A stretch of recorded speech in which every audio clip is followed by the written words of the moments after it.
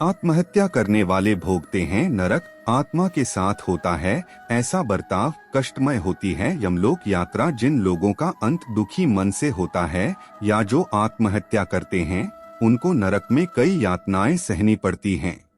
ऐसे लोगों को मोक्ष नहीं मिल पाता है।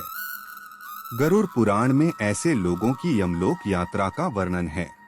गरुड़ पुराण में व्यक्ति के जीवन से जुड़ी कई महत्वपूर्ण बातों का उल्लेख मिलता है।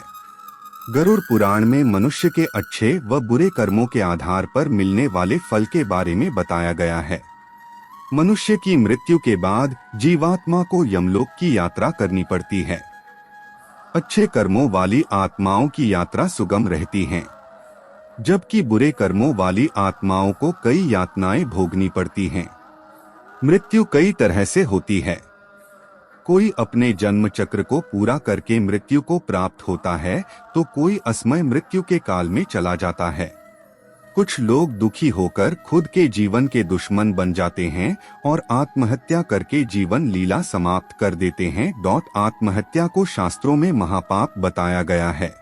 आत्महत्या करना ईश्वर का अपमान करने के समान है और ऐसा करने से मोक्ष की प्राप्ति नहीं होती है। आत्महत्या करने वाले व्यक्ति को नरक भोगना पड़ता है। दुखी होकर मरने वालों की यमलोक की यात्रा बेहद कष्टदायक होती है। आइए जानते हैं आत्महत्या करने पर व्यक्ति का यमलोक सफर कैसा होता है। दुखी होकर मरने वालों की सजा। गरुड़ पुराण के अनुसार मनुष्य की मृत्यु के बाद जीवात्मा का नया सफर शुरू होता है, जिसमें 3 मार्ग अर्ची मार्ग, धूम मार्ग और उत्पत्ति विनाश मार्ग होते हैं।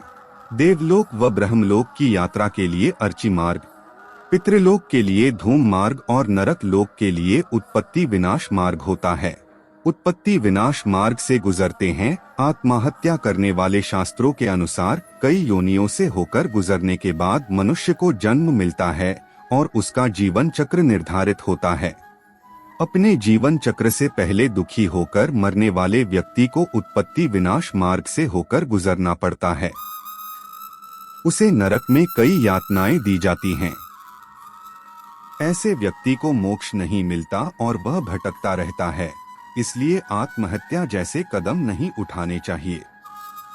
जानकारी अगर अच्छी लगी हो तो चैनल को सब्सक्राइब जरूर कीजिएगा।